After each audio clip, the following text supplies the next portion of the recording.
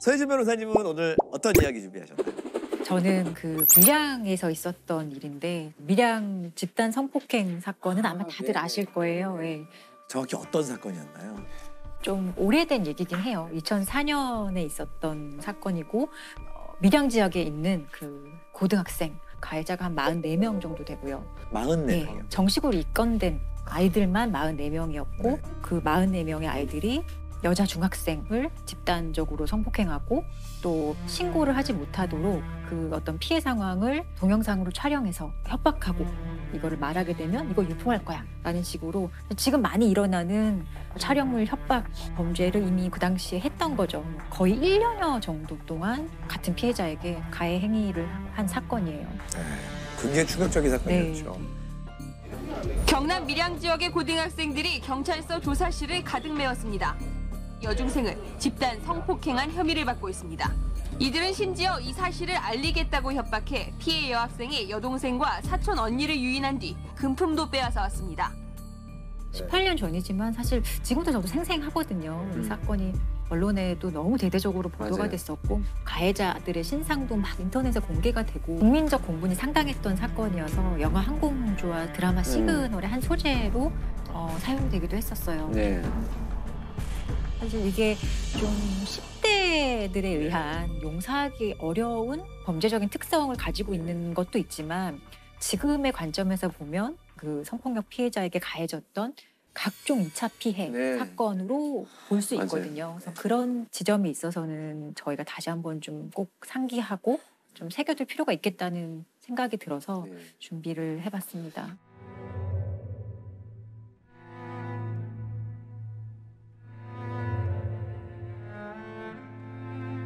성범죄 피해자들이 2차 피해로 큰 고통을 받고 있습니다. 네, 일각에서 피해자에 대한 아니면 말고식의 인신공격은 물론이고 오히려 피해자가 문제가 있다는 주장을 하는 경우가 벌어지기 때문입니다. 2차 피해는 피해자가 범죄의 원인을 제공했다는 인식으로 피해자를 움츠러들게 하고 가해자가 오히려 어깨를 펴고 다니게 만듭니다. 그러니까 2차 피해라고 네. 지금 얘기 많이 하지만 당시에는 2차 피해라는 말도 사실은 없었을 때예요. 맞아요. 그러니까 네. 일반화되지 않았을 시점인데 2019년 12월 25일부터 아예 법률적으로 이제 개념 정의를 최초로 했어요.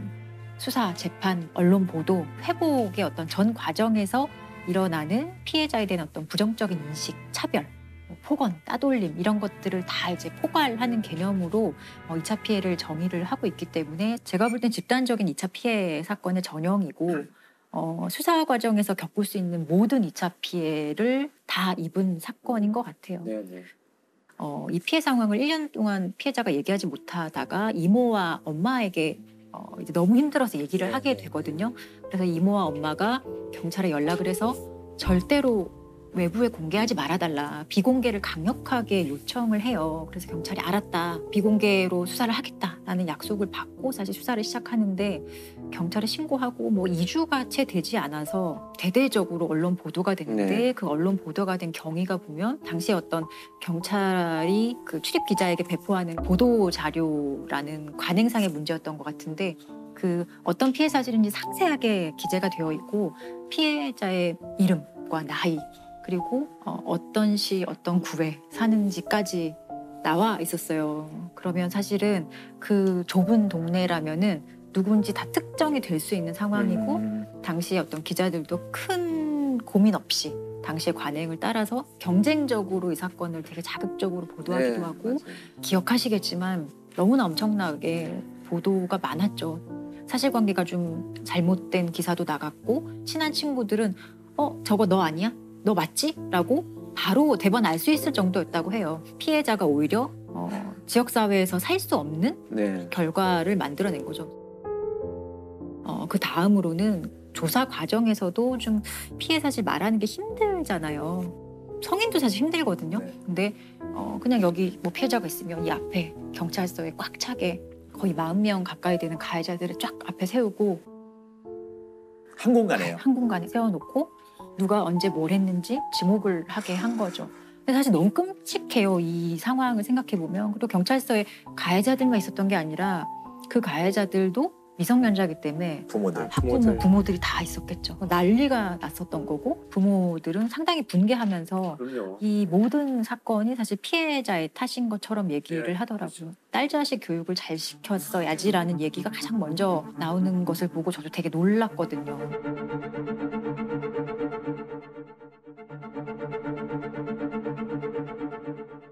사실 피해자는 그 상황 자체로도 엄청난 위압이죠, 위압. 네. 트라우마가 아마 생겼을 거예요. 그건 조사도 아니에요. 네. 폭력이에요, 폭력. 정말 당연한 원칙이 가해자랑 피해자는 절대 마주 보거나 대면하지 않는 방식으로 범인을 식별시키거든요. 수사 과정이라고는 하지만 진짜 폭력이죠. 네. 예. 내가 잘못해서 온 건 아닌데. 그리고 또 가장 좀 이해하기 어렵고 충격적인 거는 경찰들의 모욕적인 그 폭언이었어요. 피해자를 향해서. 네. 심지어 담당 형사도 아니에요. 옆에 있는 다른 형사가 피해자한테 너희가 밀양물 다 흐렸다. 얘네 앞으로 밀양을 이끌어갈 애들인데 너네 어떡할 거냐? 내 딸이 너희처럼 될까 봐 걱정이다. 이런 말을 서슴없이 해요. 아니 2004년이 네. 이 정도로 야만의 시대였나요? 그러니까요. 네. 이 정도로 야만의 시대인가? 지금 제가 한 얘기가 다 믿겨지지 않겠지만 이게 다 사실이었고 실제로 이 피해자와 어머니 그리고 동생이 경찰에 이런 수사가 위법했다는 취지로 국가배상 청구를 하거든요. 네. 지금 제가 말씀드린 게 법원에서 인정받은 사실들이에요. 그건 얼마나 심했으면 그걸 인정했을까요, 네. 법정에서. 이거는 뭐 회복될 수 없는 경찰의 이제 횡포고요. 모조리 처벌의 대상이다 이렇게 생각합니다. 그래서 실제로 그 경찰서장이 사과를 하고 경찰관 8명 정도가 징계를 받았지만 정확하게 나와 있지도 않아요. 사실 어떻게 되었는지 다 복귀했다는 정도의 얘기만 있고. 아니 그리고 밀양 사건을 보고 나서 이런 류의 사건의 피해자들이 신고하겠어요. 그리고 이런 가해를 한번 경험했던 가해자들은 웃는 거죠. 지금 이때의 이 수사관들은 특히 또 가해자들 중에는 대부분이 내가 2차 피해라는 것을 인식조차 못하고 맞아요. 있다는 거예요. 네. 그래서 지금까지도 자세한 내막도 모르면서 그렇게 얘기하지 마라고 아마 생각을 할 수도 있어요. 저는 맞아요. 그렇게 생각합니다. 그들은 지금도 모른다는 거 이것 자체가 우리가 지금 깊이 그럼요. 생각해 볼 문제 네. 같아요. 당시 처벌이 어땠었죠? 진짜 놀랍게도 그 44명 중에 형사처벌을 받은 가해자는 단 한 명도 없었어요. 네, 단 한 명도 없었고 예, 결과적으로는 그렇게 됐고요. 10명만을 기소하고 20명은 소년부 송치, 13명은 공소권이 없다고 처리했습니다. 이 같은 검찰의 결정을 두고 솜방망이 처벌이라는 비난이 거셉니다. 공소권 없음. 네. 이 어떤 의미인가요? 공소권이 없다는 얘기는 고소 자체가 없었거나 아니면 고소를 했지만 그렇죠. 수사 과정에서 내가 처벌 원하지 않습니다. 또는 뭐 합의했습니다 하면은 공소권 없음 처분으로 있거든요.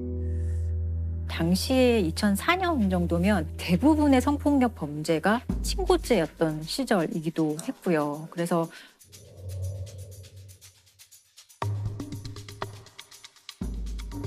이 여자 피해 학생이 이 44명에 대해서 누가 언제 뭘 했고 다 어떻게 특정하겠어요. 1년의 그 장기간에 있었던 사건인데 성인도 그렇게 할 수 없거든요.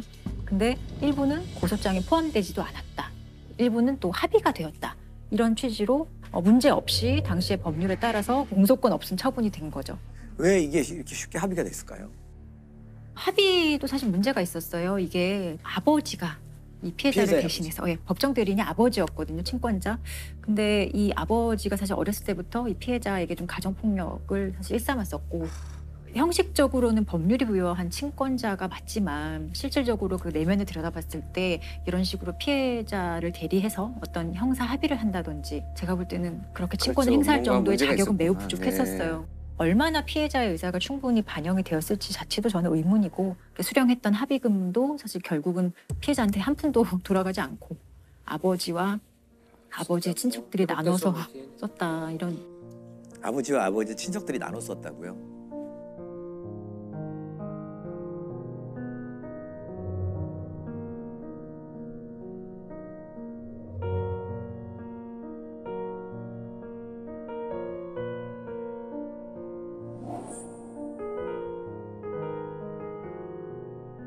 소년부 송치를 한다는 거는 형사처벌을 하는 것보다는 소년이기 때문에 19세 미만은 다 소년으로 보거든요. 품행의 교정, 교화의 가능성이 있다고 하면은 소년부로 지금도 그렇게 송치를 하고 있어요. 소년법에 따라서.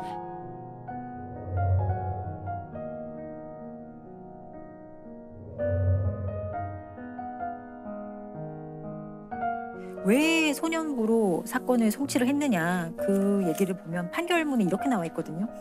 이게 뭐 사안이 중대하고 사회에 큰 충격을 줄 만큼 죄질은 안 좋은 건 맞다. 근데 이 가해자들이 인격이 미성숙한 소년이기 때문에 교화의 가능성이 있다.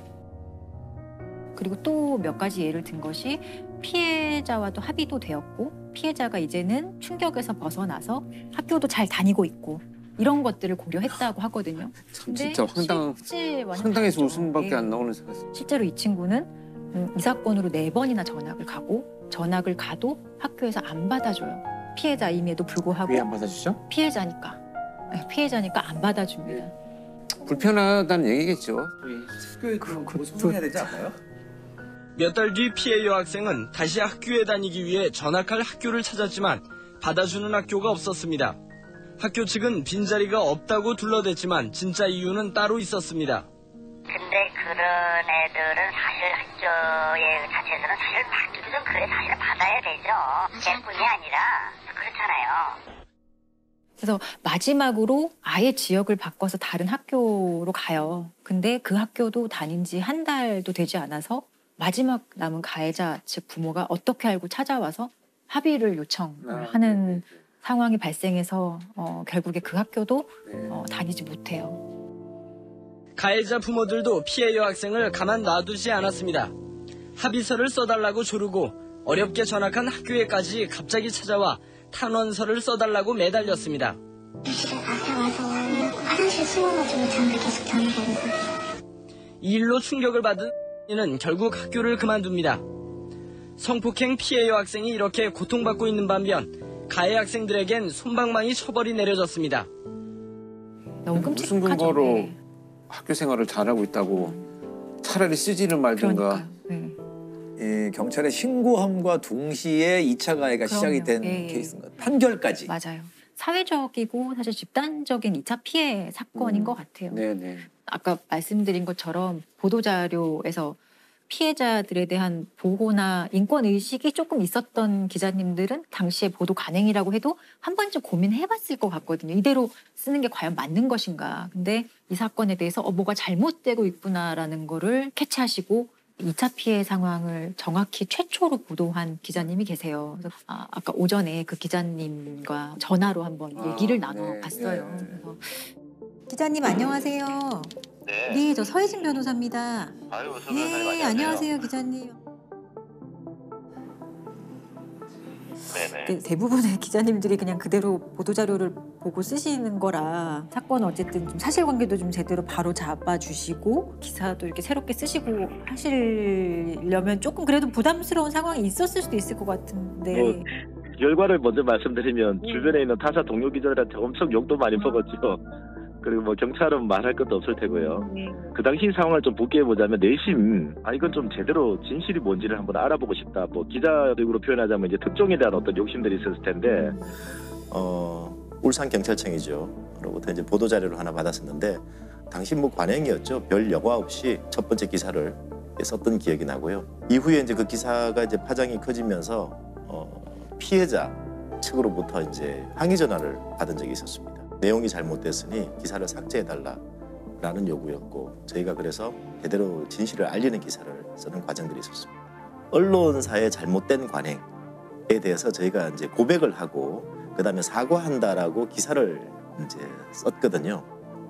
저뿐만 아니라 여러 언론사에 정정 보도를 요청하는 전화를 했던 걸로 알고 있습니다. 저희뿐만이 아니었겠죠. 그리고 저희가 이제 최초로 그 정정하겠다 그리고 사과까지 한 언론사였다고 나중에 들었습니다. 성폭행 피해, 2차 피해라는 거에 대해서 밀항 사건 이전에는 사실 그런 단어가 존재하지 않았던 거죠.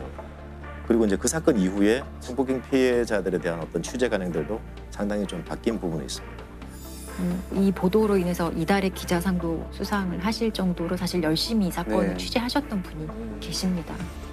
피해자의 입장을 고려해주는 얘기가 사실 얼마 안 된 것 같아요.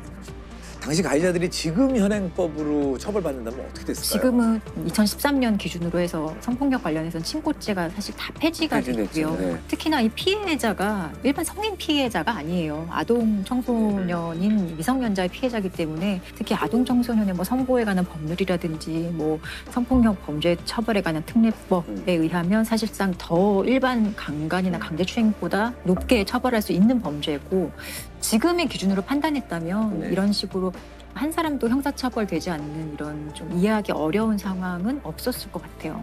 그래서 과거에 비해서 법제도는 많이 좋아졌지만 피해자들이 받는 고통이나 어떤 부정적인 인식이 그렇게 많이 달라졌을까? 저는 아닌 것 같아요. 이게 여전하고 특히나 성폭력 피해자에 대한 어떤 잘못된 통념 때문인 것 같아요. 제가 이제 현지에서 피해자들을 이제 사건을 수사하기 위해서 이렇게 만나보면 가장 가슴 아픈 게 자기 스스로를 비난합니다. 내가 이렇게 한 것이 성폭력이 아니라 내가 동조한 걸까? 네. 이게 성폭력이 맞는지 맞아요. 네, 네. 그런 거를 제가 볼 때 너무 많이 검열하거든요. 내가 좀 잘할 걸. 네. 나 때문에 이 문제가 빚어져서 많은 사람들이 불편하고 우리 부모나 가족들이 힘들어하고 자기를 비난한다는 이런 표현들을 할 때 정말 가슴 아프거든요. 이거. 완벽한 성폭력라는 게 우리 머릿속에 되게 강하게 있어요. 생각보다. 젊은 여성이 밤늦게 귀가를 하는 길에 생면부지의 남성한테 위협을 당해서 성폭력을 당하고 피해 종료 이후에 울면서 바로 경찰서로 뛰어갔을 것이다. 이 정도가 되어야 강간이지. 나머지는 아니야. 네. 그래서 여기에 부합하지 않는 피해자들은 보호의 영역에서 완전히 네. 벗어나게 하고 그러니까 이렇게 아주 극단적인 상황에서 일어나는 우리가 생각하는 성폭력은 실제로 많이 없다. 그것도 사실 데이터가 얘기를 해주고 있거든요. 성폭력 같은 경우는 이게 참 희한한 사건인 게 이거는 피해자임을 입증해야 되는 경우가 종종 생기는 그런 사건들인 것 같아요. 아직까지도. 2004년에서 18년이 지난 2021년도에도 여전히 이런 일은 저는 일어나고 있는 것 같고요. 그렇게 많이 달라졌을까 과연. 꼭 기억해야 할 사건이 아닌가. 피해자 저도 누군지 모르지만 잘 살고 있었으면 좋겠네요. 잘 살고 있었으면 좋겠어요. 프로파일링을 시작한 초창기인데 2001년도에 발생한 사건인데요. 저한테 이제 요청이 왔었어요. 분석을 좀 해달라고. 그래서 이 범인이 체포된 이후에 직접 가서 그 범죄자와 면담을 장시간 했던 사건입니다. 사건 내용을 이제 소개를 들어보면 이 아이의 부모는 24시간 운영하는 식당을 갖고 계셨어요. 그래서 열심히 일을 하시면서 그 아이가 둘이 있었는데 이제 14살 된 큰아들과 11살 된 둘째 아들이 집에서 생활을 하고 있었습니다. 그런데 이날 아버지가 집에 돌아와서 보니까 아이들이 집에 있어야 되는데 소리가 없어요. 네. 그래서 작은 방에 문을 열어봤더니 이 11살 된 둘째 아이가 그냥 누워있는 상태에서 뒷머리를 강력한 둔기로 공격을 받아가지고 피가 그대로 고여있는 상태로 쓰러져 있는 거예요.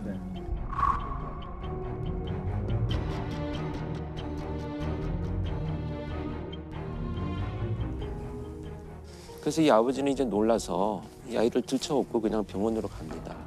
하는데 이미 사망을 한 거죠. 근데 사망한 시간이 꽤 된 거예요. 근데 여기서 문제가 된 건 뭐냐면 이 있어야 될 형이 없어진 거예요.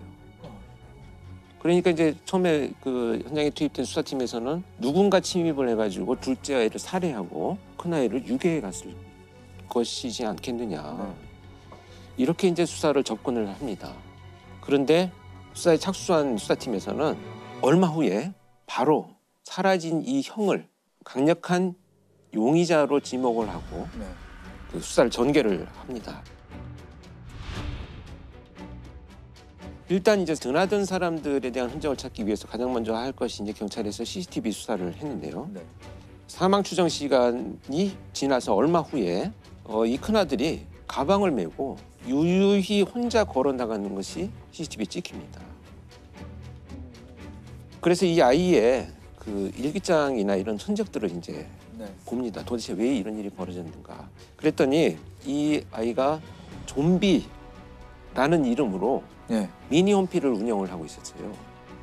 거기에 보니까 군내 갔다 와서 살인을 마음껏 즐기는 것이 나의 꿈이다.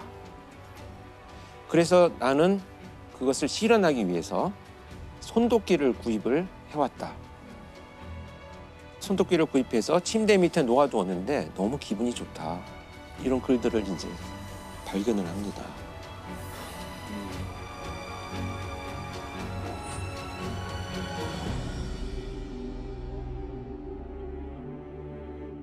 더군다나 이제 거기에서는 더 그 충격적인 것은 이제 가족하고 내가 더 이상 정이 들면 안 되겠다. 그게 그냥 아이들이 생각하는 중이병 차원을 넘어선 거 아닙니까? 완전히 넘어선 그 거죠. 정도면? 이 정도는 사실 표교수 잘 알겠지만 이 정도의 사회적 분노라는 것은 보통 30대를 전후해야 그동안 쌓인 분노가 표출되는 정도인데 14살 아이가 이런 걸 쏘는데 그게 믿어지지가 않는 거죠. 그런데 사실 이런 흔적만 가지고 어떤 일이 있었다는 것을 우리가 판단하기는 굉장히 위험하죠. 그래서 조사를 해보다 보니까 결국 이제 학교 친구들한테도 이런 살인에 대한 이야기들을 그동안에도 쭉 해왔는데 친구들은 뭐 좀 이상한 아이야. 뭐 그냥 뭐 별종이야. 뭐 이 정도로 그냥. 그렇죠. 또 한 가지 충격적인 것은 장래희망에 살인업자라고 써놨었어요. 네. 그래서 이 선생님은 이것을 간과하지는 않았어요. 그래서 부모한테 연락을 해가지고 아이가 좀 치료를 그걸 개입을 해야 되는 거죠. 그렇죠. 치료 받아야죠. 근데 이 부모님은 우린 너무 화목하고 원하는 걸 다 해주고 이렇게 지냈는데 정신과 치료를 받으라고 하니 이거 참 난감했던 거죠. 부모 입장에서 이해가 안 되는. 원인을 찾지도 못하겠고 이런 이제 상황이 동일됩니다. 그래서 이제 이런 흔적들을 찾고 시작을 하던 중에 배회하고 있는 아이를 이제 체포를 합니다. 그때 가방 속에 동생을 살해한 손도끼를 그대로 넣고 있었어요. 그 가방을 메고 있었던 거죠. 이렇게 해서 체포가 됩니다. 초등학생은 동생을 살해한 혐의를 받고 있는 형이 어젯밤 붙잡혔습니다. 광주시 계림동에서 발생한 초등학생 살해 사건의 용의자로 사건 발생 14시간여 만에 검거됐습니다. 양군은 잠을 자고 있던 동생에게 흉기를 휘둘러 숨지게 한 혐의를 받고 있습니다. 아니, 왜 살해했을까요, 동생을? 왜 하필 타겟이 동생이 돼야 했을까요? 면담을 할 당시에 들은 이야기들을 좀 이제 전달을 해드리자면 이렇게 이제 살인을 너무 하고 싶다는 생각이 어느 날부터 이제 발전이 되어가기 시작을 하면서 이 아이가 당시 이제 체격이 굉장히 작았어요. 키도 작고 몸집도 작으니까 매일 팔 운동을 했다는 거예요. 왜냐하면 내가 공격을 하다가 실패를 하면 너무 왜소하기 때문에 다시 공격을 받으면 실패하니까 열심히 운동을 하고 이 손도끼를 가지고 막 달려가면서 나뭇가지를 막 이렇게 쳐서 연습을 하는 거죠. 근데 이 기간이 1년 정도 되니까 이제 자신이 생긴 거예요.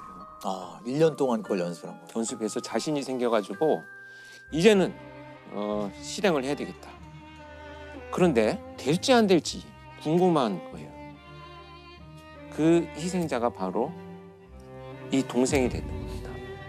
그래서 엎드려서 잠을 자고 있는 동생을 말씀드리기도 어렵지만 손도끼로 뒷머리를 내리쳐서 이제 살해를 하고 동생이 움직이지 않으니까 그의 표현에 의하면 이제 내가 할 수 있겠다라는 생각 때문에 너무 기분이 좋아서 동생한테 잘 가라 라고 인사를 하죠.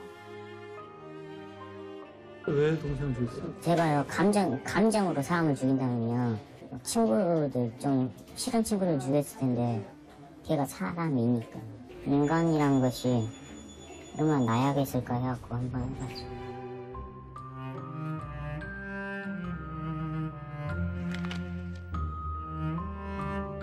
그래서 이 아이는 나와서 그렇다면 어떤 일들을 했느냐를 이제 경찰에서 추적을 하면서 면담을 이어갔더니 누군가 이제 오토바이를 탑니다. 좀 태워달라고 해서. 네.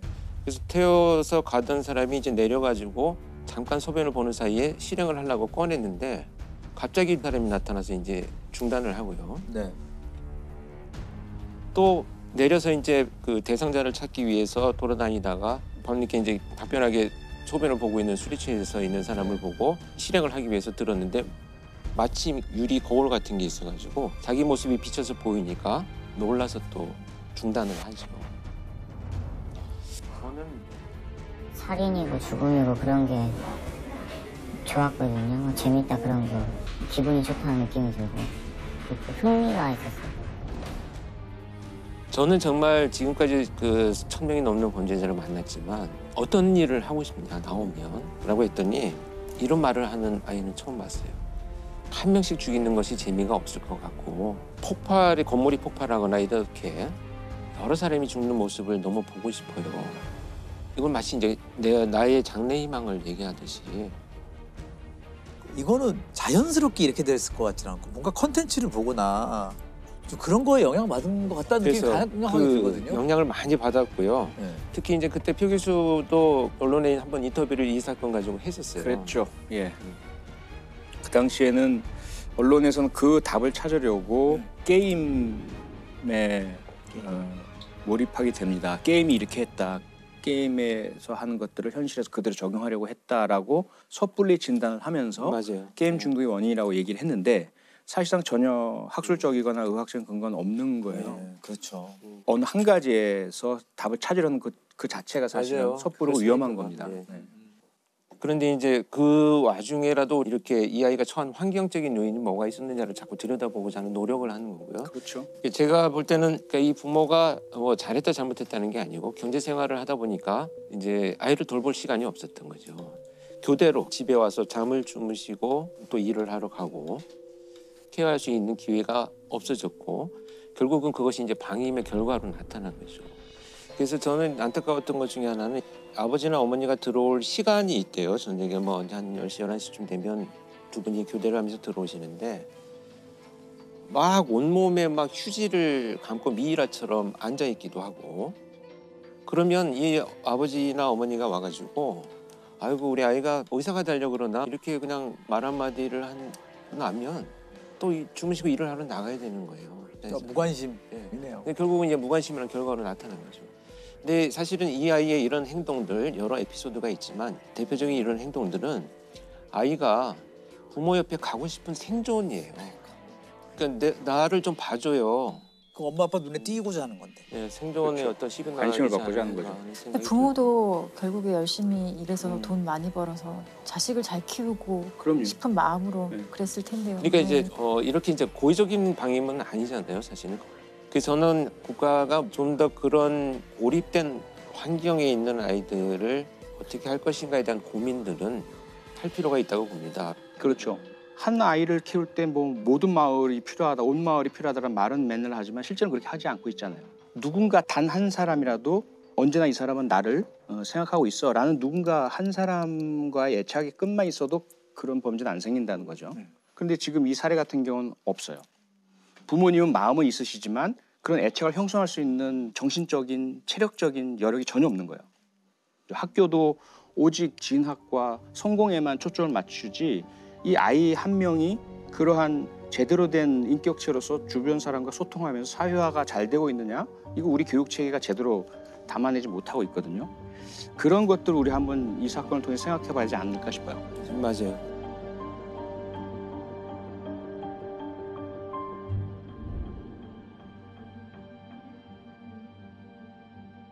그러면은 형량은 어떻게 받았나요? 형량은 일단 소녀법이 적용이 돼가지고 이 사건은 재판은 비공개로 진행이 됐고요. 네. 4년 단기보호 처분을 받았습니다. 4년. 사실 수위가 높은 범죄였는데 처벌 논란이 꽤 있었을 것 같아요. 4년이잖아요. 보호처분.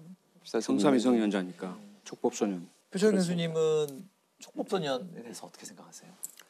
촉법소년 문제 간단치가 않죠. 근데 강한 처벌만이 해결책은 아닌 것은 분명하지만 가학적이고 강력한 범죄에 대해서는 오히려 처벌이 피해자에게도 그것이 어떤 회복 효과를 주진 않겠지만 그나마 회복의 출발점은 될 수 있거든요. 나에게 이런 행동을 한 가해자가 정의 심판을 받았고 처벌받았어 라는 것은 심리적 치료를 할 수 있는 첫 출발점은 돼요. 그런 출발점은 되기 때문에 강력범죄를 저지른 경우라면 온당한 처벌을 무겁게 받아야 한다. 그렇지 않고 또 주변의 잘못, 성인들의 잘못으로 인해서 행해진 그러한 청소년 범죄라면 그들에게는 환경 개선이 더 중요하다. 그것이 저는 핵심이라고 생각합니다. 근데 지금 소년범 같은 경우는 좀 다른 방식으로 우리가 좀 봐야 될 필요가 있어요. 소년법상 19세 미만을 소년이라고 하고 그 사이에도 여러 가지 나이로 분류가 되는데 10세가 되지 않은 아이들 같은 경우는 아무리 범죄를 저질러도 형사처벌되지 않고요. 그리고 10세 이상 만 14세 미만 이 사이에 있는 소년 범죄자들을 우리가 촉법소년이라고 많이 불러요. 촉법소년의 연령을 더 낮추는 얘기도 있고 여러 가지가 있지만 아무것도 아직 실행된 건 없어요. 이 형사 미성년자는 사실 14세 미만 되게 오래됐고 한 번도 변한 적이 없는 거거든요. 우리나라 그게 50년대, 1950년대. 93년에 형법 제정되고 한 번도 바뀌지 않았기 때문에 사실 형사 미성년자의 나이는 이제 좀 고민해봐야 될 것 같고 그래서 소년법도 이제 폐지하라는 여론이 사실 꽤 있어요. 그렇죠. 예. 지금 그런 소년법이라는 것 자체가 그러니까 반사회성을 가진 소년의 환경을 조정하고 품행을 교정하는 게 목적이거든요. 결국에는 이 사회로 다시 돌아와서 건전하게 성장할 수 있도록 소년들을 돕는 거거든요. 근데 제가 볼 때 소년법의 문제는 소년범죄 그 가정법원에서 심사하고 심리하고 이러면 정말 완전한 비공개고 검사가 들어가는 재판이 아니에요. 피해자들이 상당히 그 과정에 접근할 수가 없어요. 촉법소년은 체포 구속되지 않고 조사를 거부하거나 귀가 의사를 나타내면 사건 조사도 할 수 없습니다. 소년부로 송치된 후에는 피해자 가족이 재판 날짜를 알 수도, 재판에 참석할 수도, 어떤 처분을 받았는지도 알 수 없습니다. 사실은 지금의 그 처벌의 모습, 사법의 모습은 회복적 사법이라고 해서 모든 것을 진짜 원래대로 돌려놓는 데 이념이 있거든요. 근데 이 회복적 사법의 가장 전제가 되는 건 가해자의 책임과 사과거든요. 피해자에 대한 사과. 그런데 피해자가 원하는 그렇죠. 동의가 있어야 돼요. 전제가 있어요. 그리고 가해자도 충분히 반성하고 피해자에게 사죄할 명확한 의사가 있을 때, 이것을 확인했을 때, 그 다음에 준비 안 된 미숙한 가해자가 자기는 미안하다고 사죄한다고 하지만 그게 피해자에게 더 상처를 더 덧낼 수도 있거든요. 그렇게 하지 않도록 훈련된 그 중재자가 미리 얘기를 나누고 조정한 다음에 하는 거죠. 훈련된 중재자가 없어요. 그래서 안 되는 거예요. 그게 그게 핵심이죠. 그냥 돈으로 범죄 피해를 흥정하려고 한다는 생각 때문에 피해자들이 오히려 더 반감을 가진 경우가 많아요. 근데 이런 절차가 지금 이 소년법은 소년을 보호한다는 목적에 의해서 이런 것들이 많이 좀 잘 지켜지지 않고 있고 이런 것들을 하나도 개선을 안 하면서 소년범법을 없애라, 소년범을 강력하게 처벌하라 하는 것은 사실은 근본적인 해결 방안은 전 아니라고 생각을 해요. 결국 이런 아이들의 범죄는 성인 범죄로 이어질 가능성이 굉장히 높습니다. 결국 재범이 높다라는 이런 의미가 되겠고요. 그렇기 때문에 강력한 처벌, 당연히 논의가 되어야 되겠고 당사자한테 교정의 기회를 줄 수 있는 것들도 좀 연구가 돼야 되고 반드시 병행할 것이 이제 심리치료도 좀 국가에서 적극적인 개입을 하는 것이 교정뿐만 아니라 본질적인 예방을 하는데 도움이 되지 않겠나 하는 고민을 해봅니다. 참 이 촉법소년 그리고 또 소년범죄 얘기는 참 마음이 무겁습니다. 무겁죠. 예. 그래서 제가 좀 마지막으로 드리고 싶은 말씀은 제가 이 사건을 굳이 오래됐지만 꺼낸 이유 중에 하나가 이런 케이스들을 통해서 우리가 무엇을 좀 놓쳤는가를 한두 가지라도 좀 찾아보자라는 간절한 심정이 있었어요. 왜냐하면 이때 내가 면담을 하면서 어른으로서 어떻게 무엇부터 접근해야 될지 너무 막막함을 느꼈기 때문에 벌써 20년이라는 세월이 지났는데 유사한 범죄들이 더 잔혹해졌다면 참 무엇을 했는가라는 좀 어떤 그 죄책감도 들고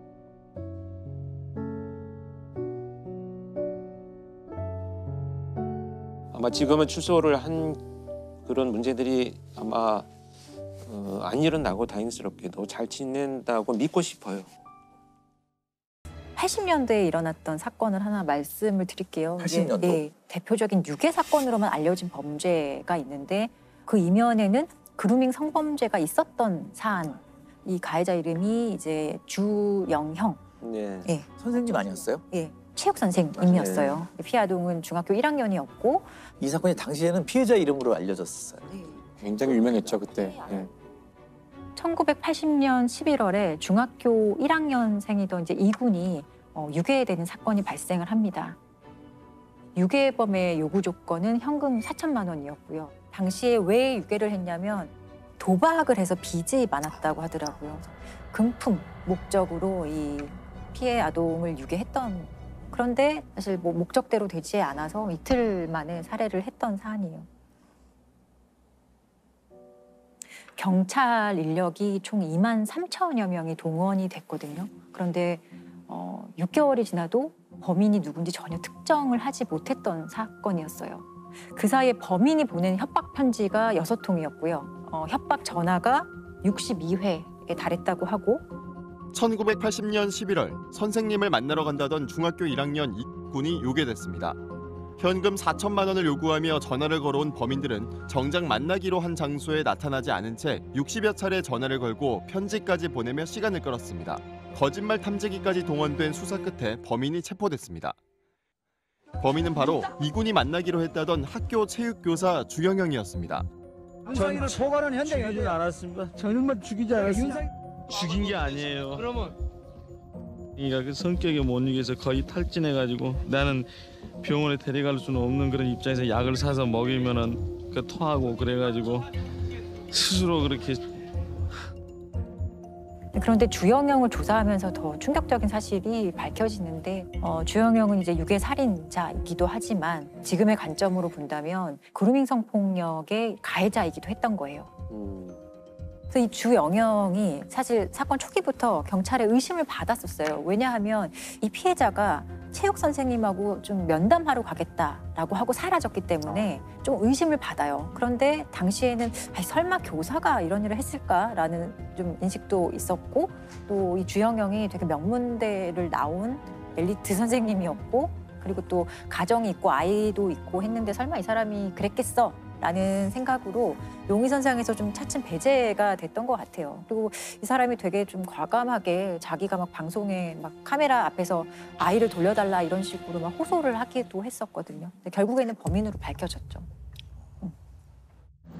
체육교사라서 상당히 신경을 많이 썼는데 범인들이 만약에 우리가 살아만 있다면 얘만 좀 양도를.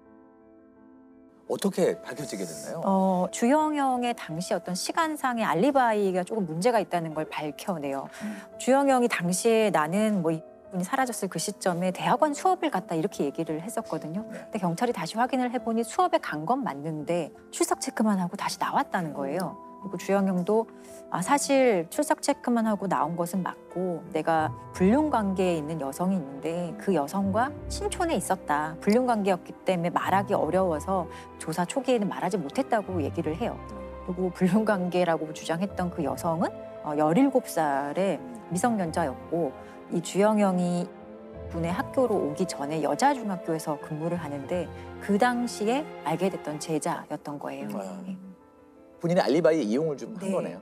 그 여학생의 진술은 이 선생님과 내가 신촌에 몇 월 몇 시에 있었던 게 맞다라고 얘기를 했는데 사실 이 진술이 거짓 진술이었어요. 왜냐하면 주영영이 지속적으로 이 여학생을 세뇌시켰던 거예요.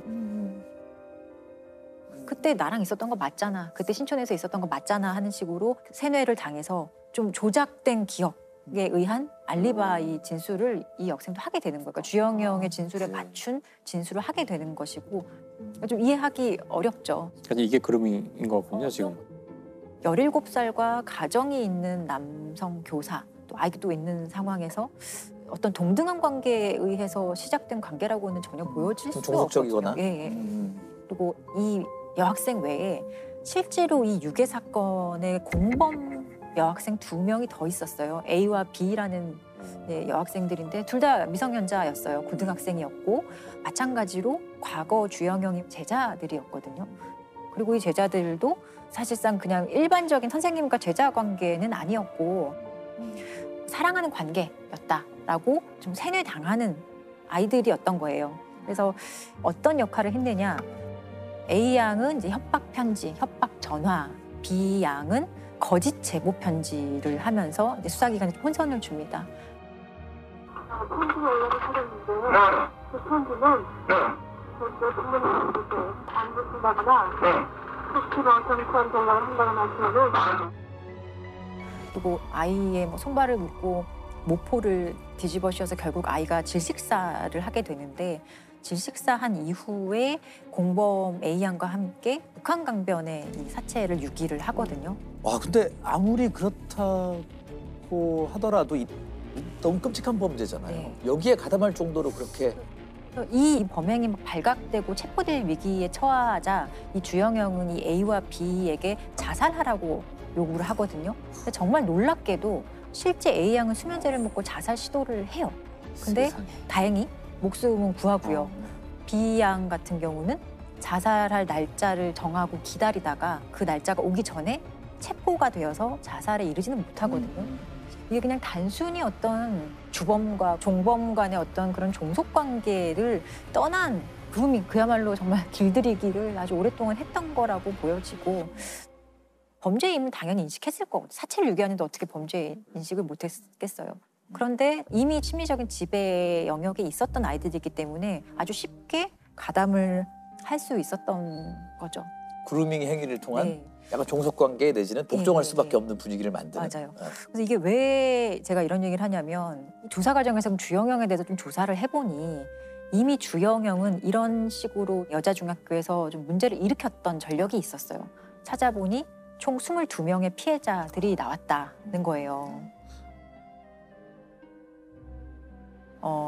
다 수법은 똑같았어요. 개별 면담을 한다는 식으로 면담을 하고 나가서 여관에 가서 성폭행하고 너와 나는 특별한 관계야. 그리고 우리는 사랑하는 관계야라고 끊임없이 이 대상자들을 세뇌시키고 길들이고 되게 안타까운 게 만약에 그 여자 중학교에서 22명의 피해자를 좀 발견했을 때 철저하게 조사하고 강력하게 처벌하는 그런 모습 보였으면 사실은 이 주영영이 유괴 범죄까지는 안 갔을 수도 있거든요. 근데 그 당시에 이런 것들이 너무 흐지부지 끝났던 거예요. 22명 아마 더 있었을 수도 있죠. 근데 22명의 피해자 모두 적극적으로 얘기하는 것 자체를 상당히 꺼렸어요. 왜냐하면 오히려 그렇죠. 네가 어떻게 행동했길래 네. 선생님이랑 그런 관계를 맺어? 라고 그렇죠. 해서 피해 여학생들이 말할 수 있는 분위기는 결코 아니었고 말을 하더라도 더 비난받았을 시대적 배경이 있었을 것 같아요.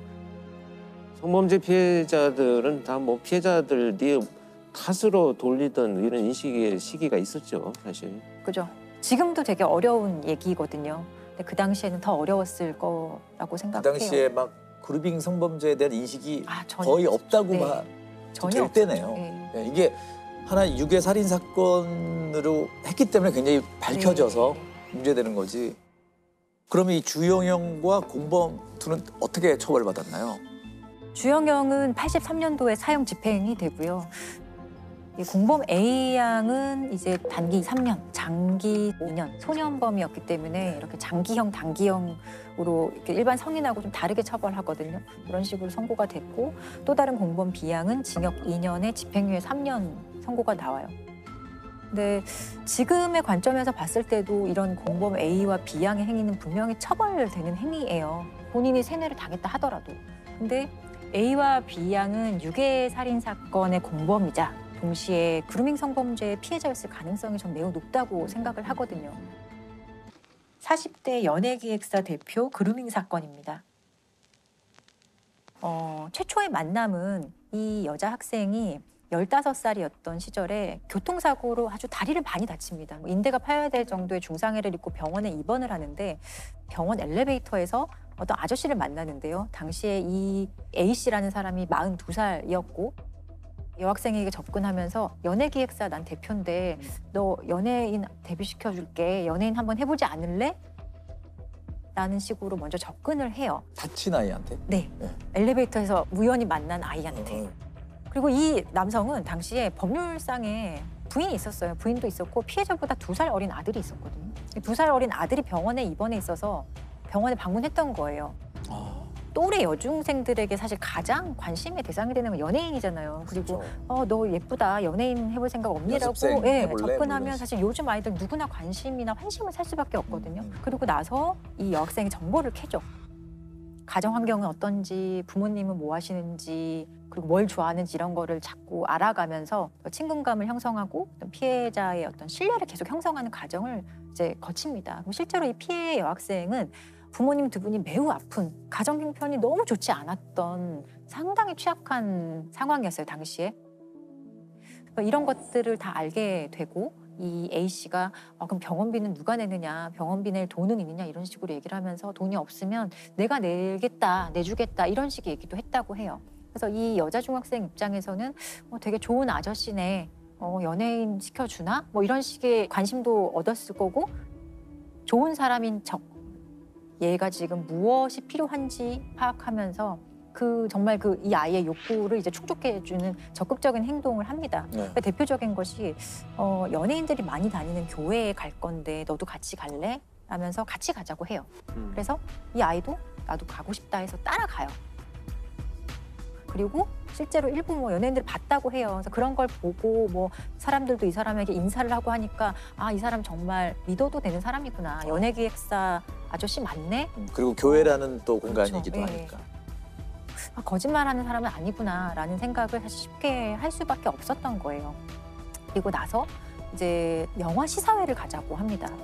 그래서 그냥 호기심에 그리고 별로 의심의 여지 없이 이제 차를 타고 영화 시사회를 보러 가거든요. 그날 최초의 어떤 성폭력 피해가 발생을 했던 거고요. 이 모든 게 사실 만난 지 일주일도 되지 않았던 시점에 다 일어난 일이에요. 이 여학생 입장에서는 부모님이 말할 수가 없죠. 부모님은 이미 여러 가지로 병환이라든지 가정 형편 이런 것들로 힘든 상황이어서 내가 이런 일이 있었다는 것을 부모님에게 말하는 것 자체가 부담을 주는 것이라고 생각을 했고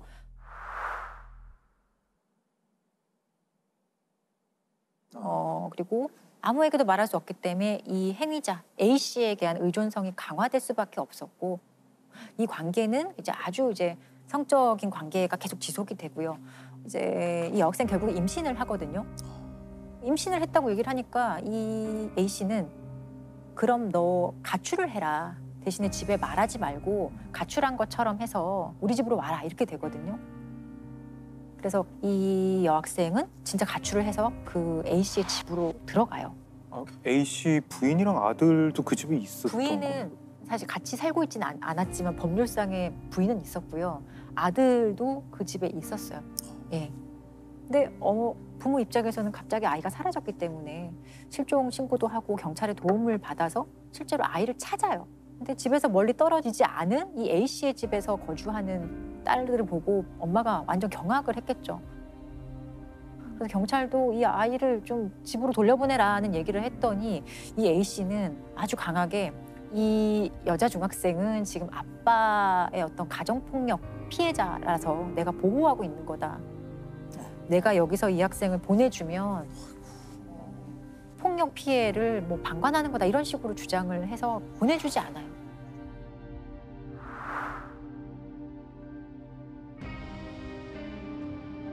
그런데 아빠의 폭행이 있었다는 것은 사실이 아니었어요.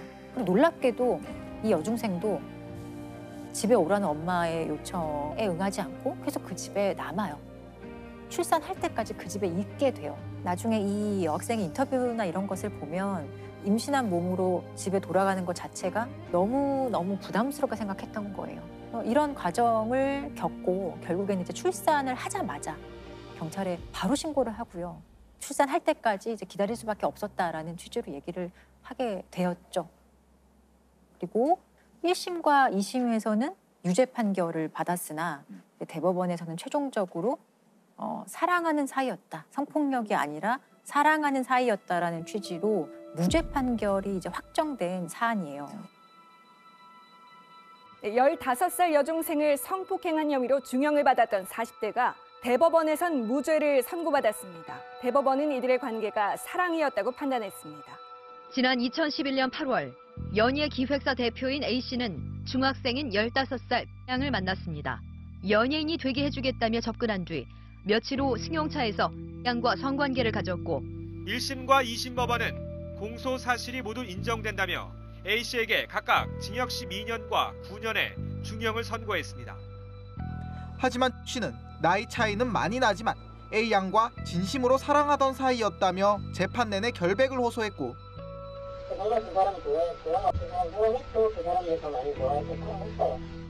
대법원은 씨의 주장이 신빙성이 있다고 판단했습니다. 근데 대법원 판결문을 보면은 이러저러 해가지고 설명은 그러니까 예를 들면 연인으로 본 근거. 네, 이게 제가 좀 나눠서 설명을 드릴 텐데 일단 만난 지 일주일 만에 성관계가 있었어요. 근데 이 첫 성관계 경위에 대해서 이제 1, 2심 판결과 유죄 판결과 대법원이 다르게 판단하는데 1, 2심 판결은 당연히 이건 강간이다. 왜냐? 처음 만난 부모 또래의 남성과 며칠 만에 성관계에 동의하는 것은 상식에 반하는 일이다. 있을 수 없는 일이다 판단을 했고 피해자와 사실 임신 중에 동거할 때도 다른 학생과 똑같은 수법으로 관계를 이어가는 게 있었던 거예요. 그런데 대법원은 강간 아니다, 사랑이다. 피해자는 피고인을 처음 만났을 때부터 사랑의 감정을 느꼈다. 왜냐? 편지와 서로 주고받은 문자 메시지를 보면 이거는 사랑하는 사이이지 범죄자와 피해자와의 문자나 서신의 메시지가 아니다. 이렇게 판단을 했어요. 이게 사랑이냐 아니냐를 판단하는데 주안점으로 갔던 게 저는 좀 이게 과연 그걸 법원에서 어떻게 판단하죠? 그러니까 저도 되게 황당했던 게 피고인이 정말 진심으로 사랑한다고 주장했는데 이게 이제 받아들여졌던 거고 네. 이유는 이 여중생이 출산하기 직전에 만삭의 몸으로 편지를 아주 빼곡하게 막 스티커로 형형색색 그림도 그리고 해서 애정이 담긴 것 같은 외견상으로 봤을 때는 그런 편지를 100여 통 가까이 이 사람에게 보내거든요. 그래서 결국엔 대법원에서 무죄를 인정한 결정적인 계기가 이 편지 때문이에요, 사실상. 일단 보낸 횟수가 너무 많았다. 100여 통이 넘었기 때문에 편지를 너무 많이 보냈고 편지의 그 꾸민 정도가 되게 웃긴 게 스티커를 막 사용하고 형형색 색깔, 막 색깔도 막 알록달록하게 하고 뭐 예를 들어 뭐 하트 이런 것도 막 편지에 그렸기 때문에 이런 편지의 형식으로 비추어 봤을 때도 이것은 피해자의 진의에 의한 것이고 강요된 행위라고 볼 수 없다라고 이렇게 판단을 한 거예요. 양이 씨에게 보낸 사랑한다, 함께 살고 싶다는 내용의 액동 메시지와 편지가 결정적이었습니다. 재판부는 연인 사이에나 주고받을 이야기라며 색색의 펜을 사용해 사랑하고 보고 싶다는 내용의 편지를 수차례 썼으며 씨를 오빠와 남편 등으로 호칭하며 하루에 수백 건씩 문자 메시지를 주고받은 점을 보면 성폭행을 당했다는 양의 진술을 선뜻 믿기 어렵다는 겁니다. 이 가해자라는 사람이 어떤 사람인가를 잘 따져보면 이 행위가 굉장히 안 좋은 거를 알 텐데 판결했던 판결문을 보면 피고인이 평소에 되게 좀 난폭한 성격을 많이 보였다고 해요. 실제로 이 여중생에게 직접적인 어떤 폭력이나 어떤 이런 건 없었지만 제3자에 대한 폭언이나 협박 이런 것을 이 여중생이 많이 목격을 했던 거예요. 그래서 저 사람의 요구사항을 들어주지 않으면 저런 식으로 좀 폭언이나 폭력 피해를 당할 수도 있지 않을까라는 두려움이 많았다고 이 여학생은 진술을 했거든요. 그리고 이 편지를 왜 쓰게 됐느냐, 그것도 이 사람이 편지를 무조건 쓰라고 강요를 받았다고 얘기를 해요. 알았지, 오빠한테 계속 편지 보내야 돼. 그리고 수강번호 이런 거 안 적어도 올 수 있는 게 있을 거야, 막. 석 달로, 알았지? 그리고 3시간 되면 오빠 콘택시 부르면 되잖아. 뭐 괜찮아지냐. 콘택시 타고 와가지고 바로 얼마 보고 가면 되잖아. 근데 나갈 수가 없어요.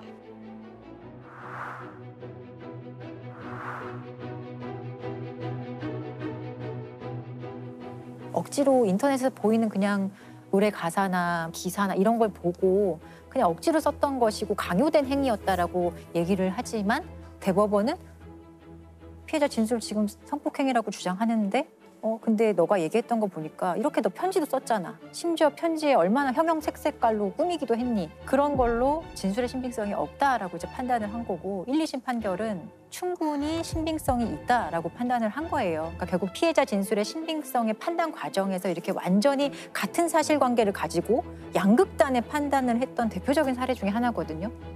근데 뭐 나중에 그 편지를 주고받았던 거랑 그 제일 처음에 성관계는 아무 상관 없지 않나요? 작가님 말씀해 주신 아니 편지는 다 이후의 일 아니에요 하는 게 실제로 1, 2심 판결의 이 이유였어요. 아니 편지 다 피해 이후에 발생한 것이라서 별로 상관없다. 근데 대법원에서는 진심으로 사랑하는 관계였기 때문에 이런 것들도 다 고려가 돼야 된다라는 취지로 판결을 한 거죠. 지금 이 대법원 논리가 만약에 뭐 정말 저희가 들은 대로라면 성폭행을 했는데 나중에 사랑하면 앞에 것도 범죄가 안 된다 이런 괴상한 이게 법원에 가면 이건 처벌받아야 되는 거 아니에요? 그렇죠. 지금 문제는 이 앞에 있었던 것이 성폭행인지를 놓고 지금 맞아요. 하는 거 심리를 하는 거잖아요. 이게 범죄 특성상 피해 사실을 인지하거나 증명해내기가 너무 정말 힘든 어려워요. 예. 것 같아요. 그루밍 성범죄의 특성 자체가 외견상으로는 비폭력적인 상황이 네. 주로 보여요. 그래서 모르는 거거든요. 그리고 신뢰를 기반으로 하기 때문에 뭔가 어떤 피해자의 자발적인 참여가 전제가 되는 행위거든요. 결정적으로 피해자들 본인도 이게 내가 피해를 당하고 있는지 몰라요. 한참 뒤에 알게 되거나 나중에 성인이 되고 나서 인지하거나 이런 것들이 많기 때문에 우리가 더 많이 알아야 하는 범죄 유형 중에 하나라고 생각을 해요. 그루밍 성범죄를 바라보는 법원의 시각이 네. 굉장히 좀 중요해질 때가 된 것 같습니다. 그렇죠. 이 당시에 사실 저도 그래요. 이게 그루밍에 대한 이해는 당연히 없었던 거라고 생각하지만 정말로 이제 작가님 말씀이나 저기 교수님 말씀대로 이게 그루밍을 몰라도 그리고 고려하지 않아도 이 사건을 다르게 판단될 여지가 너무 많았던 것 같거든요. 네. 그 최초의 어떤 이런 성 접촉이 있었던 경위라든지 이런 것을 조금만 더 맥락적으로 파악했다면 다른 결론이 나왔을 수도 있을 것 같다는 생각이 들어요. 정말 사랑이었는지를 판단하는 곳은 전 아니라고 생각을 하거든요. 뭐 사랑이라고 법원은 판단했지만 저는 그 상황 속에서는 의지한 것 같거든요. 그렇죠. 근데 의지할 수밖에 없게 이 상황에 빠뜨려 놓은 사람은 가해자잖아요. 그렇기 때문에 이거는 이게 정확한 분석이라고 생각해요. 정말 미성년자하고는 일단 그런 관계를 가질 수 있다는 전제를 보통 하지 않는 게 지금 그렇죠. 아주 비정상적이죠. 만약에 이 여학생이 13세 미만의 아이였다면 사실 이런 판단 안 했을 거예요. 미성년자 의제 강간이라고 들어보셨을 거예요. 그게 어떤 연령 미만의 사람과 성관계를 했을 때는 그게 상대방이 동의를 했는지 여부랑 상관없이 무조건 강간으로 의제되는 범죄인데 판단받을 당시에만 하더라도 형법상 미성년자 의제 강간의 연령이 13세 미만이었어요. 근데 이 여중생은 당시에 15세였죠. 그렇기 때문에 폭행 협박이 있는지를 판단을 했었어야 되는 거예요. 그런데 판단하는 과정에서 이 정도면은 어떤 미성년자에 대한 강간은 아니다라고 판단을 한 거죠. 우리는 13세 미만이라는 기준을 형법이 53년도에 제정한 이후로 계속 사용했어요. 2020년까지. 근데 이 성적 동의 연령에 대한 문제도 계속 지속적으로 제기가 되어 오다가 2020년 5월에 16세 미만으로 상향이 되거든요. 성인, 19세 이상의 성인이 16세 미만의 아동청소년과 성관계가 있었다면 동의가 있어도 다형사적으로 처벌되는 범죄가 됐어요. 의미 있는 변화라고 생각을 해요. 근데 이게 최소한 우리가 보호해줘야 할 어떤 아동 청소년의 국가에 대한 보호 의무의 하나라고 생각을 하거든요. 그 최소한의 사법적 조치라고 생각하시면 될 것 같아요. 개정법에 따라 이제 16세 미만의 남녀와 성관계를 한 19세 이상의 남녀는 처벌 대상이 됩니다. 그동안 갓 13세를 넘은 미성년자의 심리적 의존성을 이용해 이른바 그루밍 성범죄를 저질렀을 때 미성년자의 동의를 이유로 처벌하지 못하는 것은 문제가 있다는 주장이 반영된 입법입니다. 하지만 그동안 검찰과 법원이 눈에 보이는 강압이 없거나 피해자가 빌미를 줬다고 판단하면 성폭력에서 배제한 것이 더 문제였다며 청소년의 성을 이용하는 행위를 제대로 이해하고 대응해야 한다는 겁니다. 이런 문제도 결국 저는 그루밍 성범죄에 대한 우리가 조금 더 관심을 가져야 될 숙제를 주는 사건이 아닐까 생각을 합니다.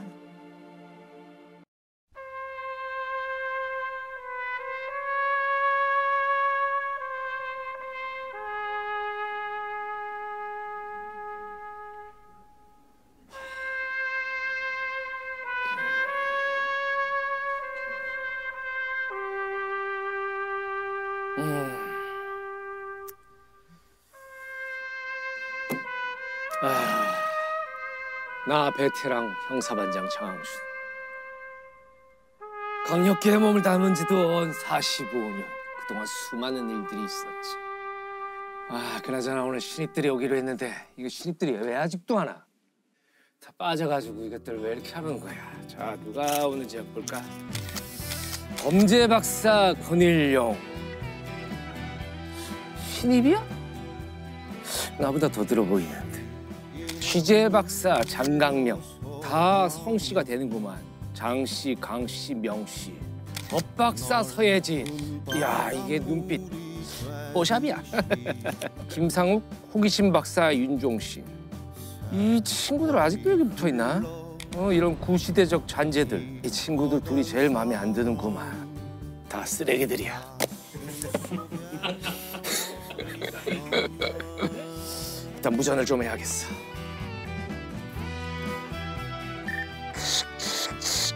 여기는 2021년 아이스를 범잡 시즌1 장항준 반장이다. 2022년 장항준은 잘 살고 있나? 김은희는 어떻게 지내고 있나? 여전히 많이 쓰고 돈 많이 벌고 있나? 여보세요? 듣고 있는가? 듣고 있는 거야? 아니 장 감독은 요즘까지도 김은희 걸 빼먹네. 자기 콘텐츠가 하나도 없어요. 이것도 시그널 거를 또 같은 집안에서 재활용하고 네, 그래야 되니까요. 환경 때문에. 우리 오랜만에 장항주 감독이 나오셨습니다. 보고 싶었습니다. 네. 아니 요즘 장항주 감독이 엄청 바쁘대요. 지금 최근에 또 3월부터 새로 시작하는 이제 영화를 준비하고 있습니다. 드디어 이제 본업으로 복귀를 하는 거네요. 예. 아니 많은 우리 학생들은 장항주 감독 유튜버로 알고 있더라고요. 되게 웃긴 유튜버 아저씨 이런 얘기. 예. 그리고 얼마 전에 그 영국영화과 학생들을 상대로 설문조사를 했는데 봉준호로 살 것이냐 장항준으로 살 것이냐 근소한 차이로 제가 이겼다는 소식 전했고. 왜냐면 봉준호로 살기 너무 힘들거든요. 그렇죠. 고뇌해야 되고 다 자기가 해야 되고. 되기도 힘들어 되기도. 네. 결혼만 잘하면. 그럼요. 여러분들도 노력하시면 저처럼 될 수 있습니다. 아니 장항주 감독이 없는 알쓸범자 보셨나요? 안 봤습니다. 일단 제가 안 나오니까 관심이 아무래도 떨어지고 약간 사람 마음에 그런 게 있지 않나요? 내가 빠진 이후로 뭔가 시청률이 떨어졌으면 좋겠다. 잘 안 됐으면 좋겠다. 이런 마음이. 근데 진짜 놀랍게도 공백감이 전혀 안 느껴졌어요. 녹화를 계속 하는데 두드려 볼때 시청률도 잘 나왔더라고. 나 아주 속상해가지고 혼났어요. 이런 마음이 조금은 있지만 그래도 다 진짜 우리 전우들 아닙니까? 자, 장항주 감독과 함께 경찰서 세트장입니다. 굉장히 디지털 범죄에 따라서 굉장히 범죄 유형이 달라지고 있다면서요? 저희가 이 프로를 진행하면서 강력 범죄, 특히 연쇄살인 사건이라든가 이런 것들은 이제 많이 줄어간다는 이야기를 많이 저희가 했잖아요. 하지만 이제 최근에 늘어나고 있는 범죄가 사실은 바로 이 사이버 범죄예요. 2017년 대비 2020년이 무려 2배로 증가, 13만에서 한 27만 이런 식으로 이 분야는 정말 지금 폭발적으로 범죄량이 늘어나고 있다고 하더라고요. 그래서 오늘 제가 이야기할 것은 특히 여기 그 불법 콘텐츠 범죄 가운데 최근에 있었던 가장 큰 사건이죠. 흔히들 그 N번방 텔레 성착취물 제작 및 유포 사건이라고 하는 건데요. 너무 충격적인 사건이었죠. 여성들을 협박해 촬영한 성착취물을 텔레포한 이른바 N번방 사건과 관련해 경찰이 124명을 검거했습니다. 1번부터 8번까지 대화방마다 고유한 번호가 붙어 N번방이라 불렸는데 이 방들에선 주로 여성을 협박해 얻은 성착취물이 오갔습니다. 이것이 대표적인 사이버 수사의 한 예이기 때문에 제가 이 과정을 좀 말씀을 드리려고 그러는데 일단 여기서 이제 N번방하고 박사방 이제 두 가지가 제일 대표적인 건데요. N번방 같은 경우는 젊은 여성들이 그 자신의 몸의 일부를 노출하는 느낌의 그런 사진들을 올리고 물론 자신의 개인 정보는 밝히지 않고 주로 특서 그런 일을 했다고 하더라고요. 그걸 보고서 여기 이 N번방의 주범인 이제 닉네임 갓갓 이제 문영욱이가 여성에게 접근을 하는 거예요. 그러니까 경찰 사칭을 하기도 하고 협박을 해서 개인 정보를 알아내고. 그 특별히 해킹하거나 이제 단순히 그렇게 이건 일종의 피싱 같은 방법을 쓰는 건데요.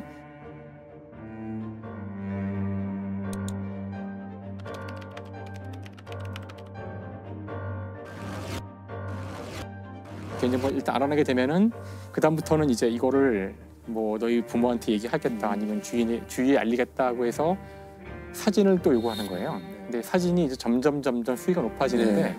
처음에는 이제 못 모르고 이제 이걸 그냥 사진을 주고 그랬다가 나중에는 돌이킬 수 없는 지경으로 가는 거죠. 피해자의 숫자를 정확히 알기도 어려운데 대략 1000여 명이 넘는 그런 피해자가 있었다 그러고 그 중에 거의 60%가 넘게가 10대 어린 여성들을 대상으로 한 아주 잔혹한 범죄였죠.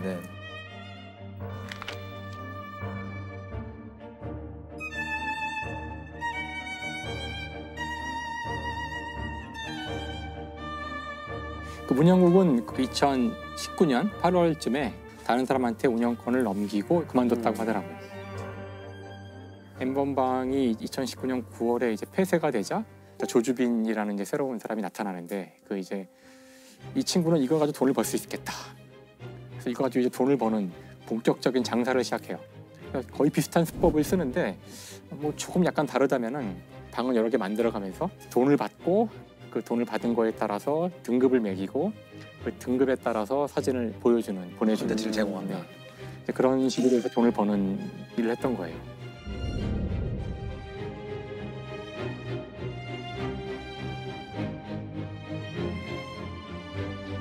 이들이 이 범죄를 저지르면서도 끝없이 우린 절대 안 잡혀. 그랬다면서요? 절대 안 잡혀. 이제 그런 얘기를 나눈 것까지도 지금 이제 알려져 있는데요.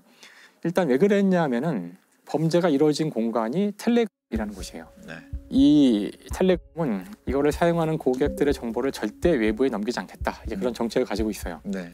이걸 사용한 사람들의 정보를 얻고 싶으나 국외에 있는 서버에 대해서는 우리 사법권이 미치지 않고요. 그러니까 협조를 구해야 하는데 협조 안 하는 거죠. 네. 그런 방법이 없어요. 이제 그걸 믿고서 이제 이 조주빈과 문영욱은 우린 절대 안 잡혀 이제 이렇게 얘기를 했던 것이죠. 그 다음에 이제 이것이 2019년에 벌어진 이유도 지금 암호화폐가 있기 때문이거든요. 그러니까 암호화폐를 써서 돈을 다 주고받고 누군지를 알아낼 수 없는 상황이라면은 조주빈이 말하는 것처럼 정말 잡기가 힘든 상황일 수도 있겠죠. 근데 이제 오늘 아마 제 이야기의 결론이 될 수도 있을 텐데요. 그래도 잡힌다. 그래도 잡을 수 있다. 이제 그게 이제 저희 그 사이버 수사대가 하는 일이죠. 어떻게 검거됐나요? 그 조주빈 같은 경우는 지금 돈을 벌려고 지금 이걸 하고 있는 거잖아요. 그러니까 암호화폐를 쓰는 한은 누가 누구한테 주는지 알 수 없어요. 근데 여기서 약점이 항상 있죠. 결국은 이 암호화폐를 내가 현실에 사용하려면은 우리 화폐로 바꿔야 돼요. 그러니까 이제 그 화폐를 바꿔주는 곳이 있다고요. 거래소죠, 거래소. 네, 그렇죠. 국내 거래소의 협조를 얻어가지고 수상한 암호 그 화폐 주인이 누군지에 대한 정보를 얻었어요.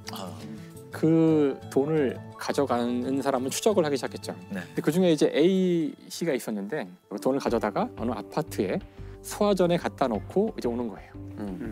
이제 추궁을 했더니 자기는 단지 부탁을 받고 배달만 하는 사람이다. 그러면 이제 소화전에 있는 돈을 가져간 사람은 그러면 진범일까? 이것도 확실하지 않은 거죠, 사실. 그래서 이제 경찰이 잠복 수사를 잠복 수사를 이제 하면서 진짜 복잡하게. 근데 가만히 봤더니 이 사람이 그 돈을 가지고 누군가를 가서 또 만나요. 그러니까 정말 이걸 안 잡히려고 정말 이중삼중으로 해놓은 거예요. 그래서 지금 이제 돈을 받고서 이동할 때 길거리에서 서명 받는 사람들 있잖아요. 네. 서명을 하라고 했는데 서명을 했대요.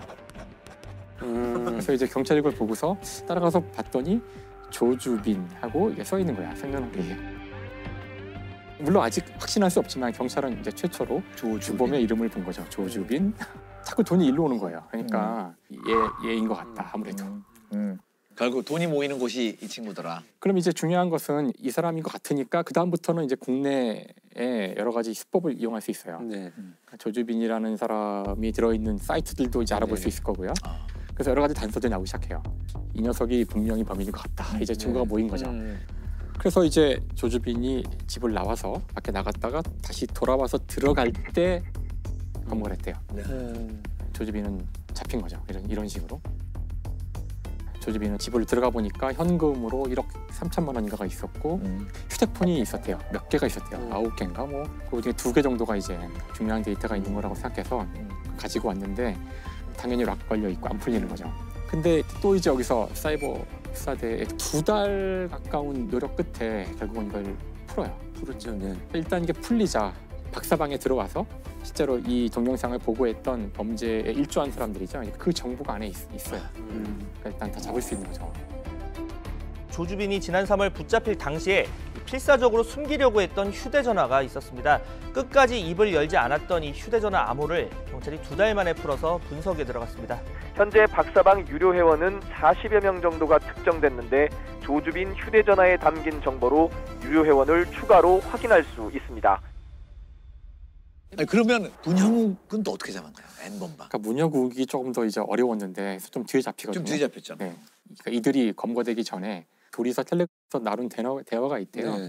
조주빈이 먼저 물어봤대요. 그러니까 근데 이거 우리 돈을 주고받은 게 있어서 혹시 잡히는 거 아니야? 뭐 이렇게 물어봤다는데 근데 문영욱이 너는 그런지 모르지만 나는 돈을 주고받지 않았다고 문화상품권만 받은 적이 있대요. 근데 그건 내가 받아서 쓴 적도 없고 그냥 다른 사람 줬기 때문에 나는 절대 안 잡혀. 설사 나를 잡아도 증거가 없기 때문에 난 풀려날 거야. 뭐 이렇게까지 그 경찰을 막 능멸하는 거죠.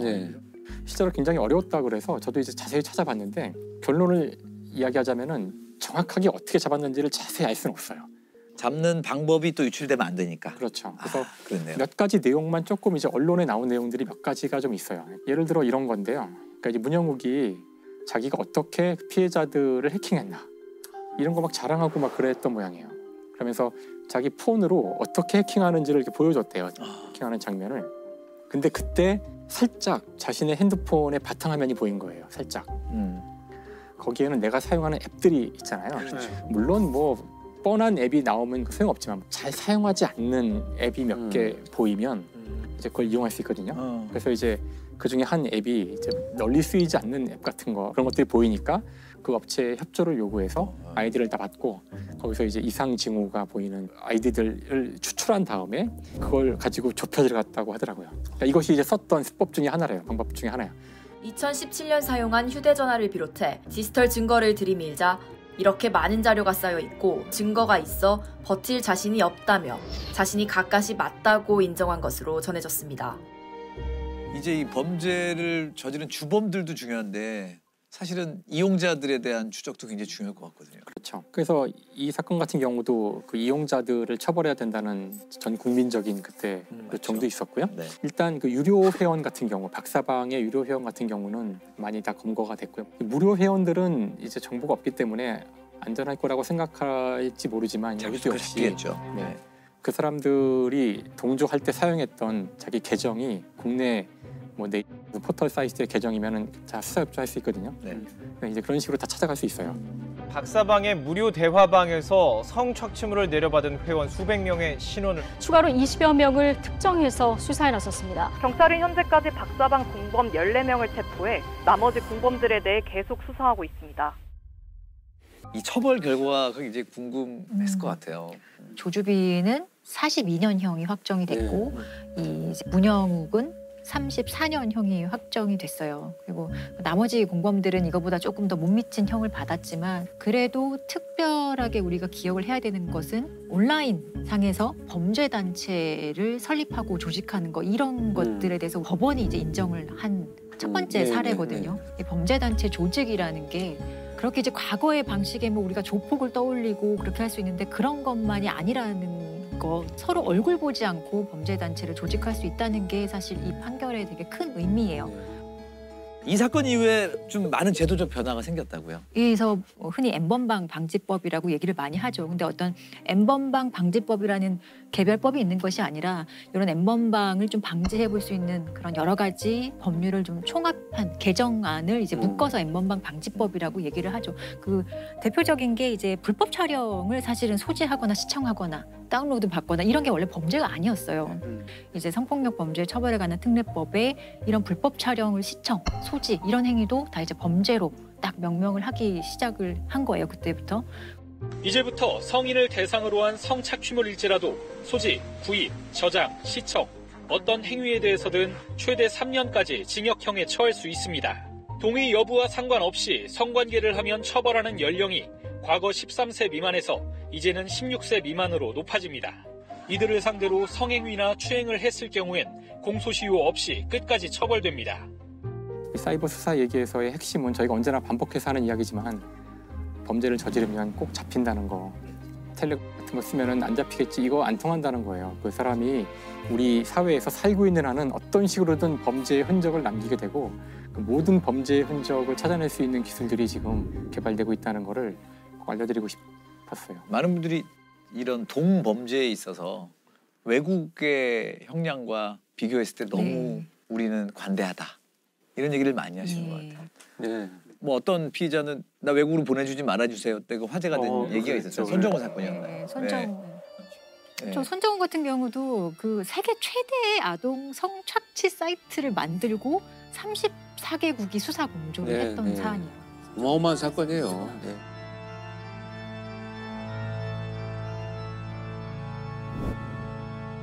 심지어 우리나라에서는 이런 범행을 저질러도 1심은 집행유예 판결을 네. 받았고 네. 항소심에서는 1년 6개월 정도의 네. 형밖에 받지 않았죠. 그래서 이제 미국에서 손정우에 대해서 범죄인 인도를 좀 하라라고 우리 정부에 요청을 했죠. 공분을 산 게 안 보냈잖아요. 예. 네. 저 결국에 송환을 불허하는 결정을 했었고 이 손정우가 미국에 가서 아동 성착취물 한두 개만 소지하고 있었다고 네. 하더라도 10년 이상의 형을 받는 거거든요. 그러니까요. 42년이 조주빈이 너무 많다고 억울하다고 했지만 거기는 뭐 미국은 연한이 100년 이렇게 넘어가는 경우도 있으니까요. 하잖아요. 네, 네. 그게 형을 가중하는 방식이 조금 우리랑 다른 체계를 사용하기 때문에 그런데 그래도 어쨌든 사법부의 시각 자체가 우리보다는 더 좀 강하게 봤을 것 같아요. 사실 법률은 뒤따라가는 속도가 조금 느리잖아요. 그러면 그 과정에서 필연적으로 처벌의 공백이라는 게 생길 수밖에 없는데 이 공백이 아주 시간이 길거나 하면 어떤 부작용이 나타날 수밖에 없어요. 제가 생각하는 대표적인 부작용은 바로 사적 복수 또는 사적 제재라고 생각을 해요. 사적 제재는 정해진 사법 체계를 통하는 것이 아니라 개인이나 또는 집단이 직접 처벌하거나 또는 처단하는 행위를 말하는 겁니다. 그 흔히 아는 히어로들, 배트맨, 뭐 스파이더맨들도 사실은 정의를 위한다는 명분으로 행하는 사적 제재를 실행하는 사람들이잖아요. 그렇죠. 그런 것들이 사실 우리한테 어떤 의미일까? 사적 복수에 대해서는 사실 크게 생각 안 해볼 수도 있는데 지금 그런 일이 우리 주변에서 사실 종종 일어나고 있어요. 그래서 뭐 이거는 많이 접하실 거예요. 어떤 내가 범죄 피해를 입었거나 아니면 좀 부당한 일을 겪었을 때 인터넷 커뮤니티나 뭐 SNS 이런 걸 활용해서 어떤 글을 올리고 가해자를 특정할 수 있는 요소를 써서 피해자와 가해자와 아무 상관없는 사람들이 응징이라는 하나의 목표를 가지고 그래서 신상털이가 시작을 하죠. 그래서 인터넷이라는 어떤 공간적인 특성과 익명성이라는 무기가 결합돼서 좋지 않은 결과를 가져오는 대표적인 사적 제재 중에 하나라고 생각을 해요.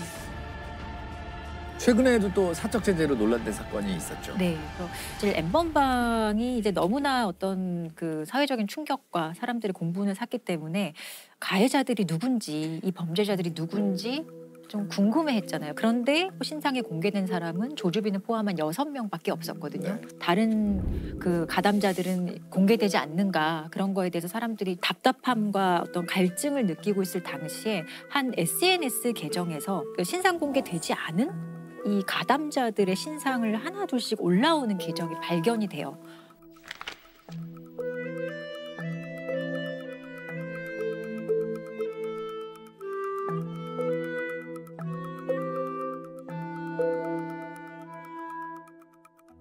그래서 사람들이 이거 뭐지? 하고 알아보니 이 SNS 운영자는 조금 더 키워서 어떤 웹사이트를 만들고 그 웹사이트가 바로 디지털 교도소라는 웹사이트였던 거예요. 성범죄나 아동학대, 살인 같은 강력 범죄자의 신상 정보를 공개하는 인터넷 사이트가 생겨나 논란이 일고 있습니다. 지난 6월 생겨난 인터넷 사이트 디지털 교도소입니다. 성범죄나 살인을 저지른 강력범 90여 명의 이름과 사진, 혐의까지 자세하게 올라와 있습니다. 범죄자들에 대한 관대한 처벌의 한계를 느껴 신상 공개로 사회적 심판을 받게 하겠다며 개인이 개설한 사이트로 알려져 있습니다. 이들이 이걸 설립했을 때 이렇게 얘기를 했어요. 대한민국의 사이버 명예훼손, 모욕죄의 영향은 전혀 받지 않습니다. 표현의 자유가 100% 보장되기에 마음껏 댓글과 게시글을 작성해 주시면 됩니다. 사실상 그 인터넷이라는 그 수단을 통해서 온라인상에 박제를 하겠다라고 이제 선언을 한 거죠. 그 여론이 어땠나요? 그래서 댓글들이. 사실 당시의 어떤 분위기가 이 디지털 교도소에 대해서 놀랍게도 좀 반응이 뜨거웠었어요. 현대판 홍길동이다 이런 반응도 있었고 법이 못하니까 이렇게 개인이 하는 거 아니야? 라는 이런 식의 여론이 있었어요. 영화나 드라마 속에서도 사실은 그 막 자경단의 역할을 하는 사람이 처음에는 좋은 뜻으로 시작했다가 결국 안 좋은 결과를 맺게 되잖아요. 디지털 교도소도 그런 문제점이 이제 수면 위로 드러나기 시작을 했어요. 몇 가지가 있었어요. 한두 건이 있었던 것이 아니라 대표적인 사건이 대학생 하나가 디지털 교도소에 신상이 공개된 이후로 아주 억울함을 호소하다가 심장마비로 숨진 채 발견되는 사건이 있었어요. 대학생 A씨의 사진이 디지털 교도소에 올라온 건 7월 중순. 지인의 사진을 누군가에게 보내 음란물과 합성하려고 했다는 겁니다. A씨는 사실이 아니라면서 휴대전화 도용 가능성을 제기했습니다.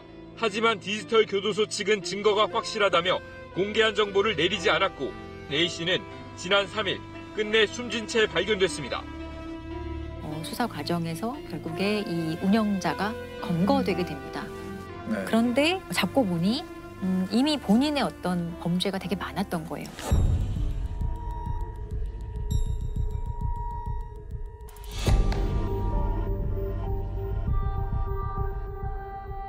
베트남에서 검거된 디지털 교도소 운영자 30대 남성 A씨는 오늘 오전 6시 20분쯤 인천국제공항 제1터미널을 통해 입국했습니다. A씨는 피해자에게 하고 싶은 말이 있느냐를 묻는 기자들의 질문에 아무 대답을 하지 않고 호송차에 올라탔습니다. 피해자들한테 한 생각 없습니까? 숨진 대학생한테 한 생각 없습니까?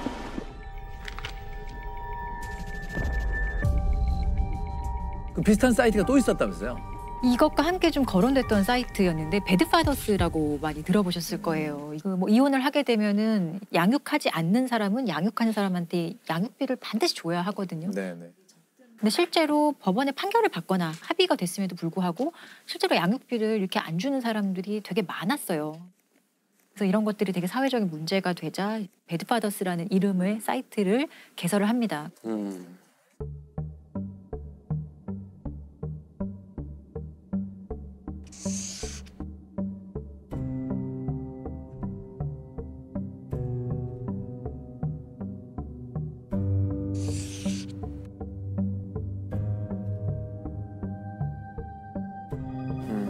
이 사이트에서는 그 디지털 교도소와는 다르게 얼굴, 뭐 이름, 직업, 직장 이런 것들도 다 공개가 되어 있는데 딱 그런 것만 공개를 하고 비방의 댓글 이런 것들은 사실은 사용하지 않는 것이 운영의 방식이었다고 해요. 그리고 이 운영 방식을 보면 일단 제보를 먼저 받죠. 법원의 어떤 공식적인 문서를 통한 양육비를 일단 확인을 해요. 그 사실관계를 확인한 다음에 양육비를 안 주는 사람에게도 연락을 먼저 했다고 해요. 우리가 곧 너를 신상 공개할 건데 먼저 좀 잘 해결해 볼 생각이 없느냐. 그리고 이런 식으로 제보가 왔는데 실제로 뭐 당신이 억울할 수도 있으니 지급했던 근거가 있으면은 보내보라. 이런 식으로 연락을 먼저 했다고 해요. 실제로 이런 식으로 해결된 건이 930여 건에 달했다고 해요. 어떤 결과를 위해서 우리가 과정을 사실 무시한다는 것이잖아요. 어떻게 보면 좀 위험할 수도 있긴 한데 결과를 보면 속은 시원하긴 하네요. 일단. 그렇죠. 네. 그럼 평가가 좀 달랐겠네요. 네, 그래서 이 단순 벌금으로 이제 끝내라는 식으로 검찰에서 약식 기소를 하는데 법원에서 아니다 이건 한번 판단받아 봐야 한다 해서 그 국민참여재판이 열리게 됩니다. 무려 15시간 동안 진행된 재판에서 구씨 측 변호인은 양육비는 단순한 금전적 문제가 아니라 아이들의 생존과 직결된 중요한 문제라고 주장했습니다. 검찰과 구씨 측 주장을 청취한 배심원 7명은 모두 무죄 판결을 냈고 재판부 역시 무죄를 선고했습니다. 무죄가 난 줄은 잘 몰랐어요. 항소심에서는 또 바뀔 수도 있는. 네네. 항소심에서는 유죄가 이제 최근에 선고가 됐었고 항소심의 판결문을 좀 살펴보면 양육비 미지급 문제가 어떤 공적 관심 사안인 것은 맞다. 네, 그런데 이렇게 맞죠. 자세하게 신상 공개를 하는 방식 이게 과연 올바른 방식인가에 대해서 좀 의문을 제기를 하거든요. 그리고 그 개인이 짊어져야 하는 그 인격권과 사생활에 대한 침해가 너무 크다. 이런 취지로 유죄를 선고를 한 겁니다. 근데 아주 경미하게 형량을 줬습니다. 벌금 100만 원의 선고유예 판결을 하거든요. 선고유예라는 거는 선고일로부터 2년 지나면 그냥 선고했던 사실 자체가 사라지는 겁니다.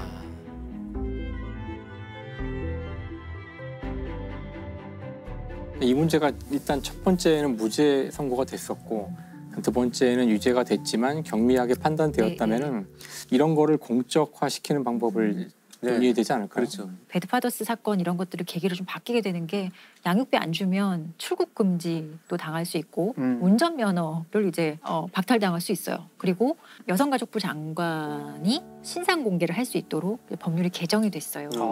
그러면 어느 정도 제도적으로는 매우 큰 영향을 준 겁니다. 그 작용은 확실히 답은 아닌 것 같아요. 그럼요. 네.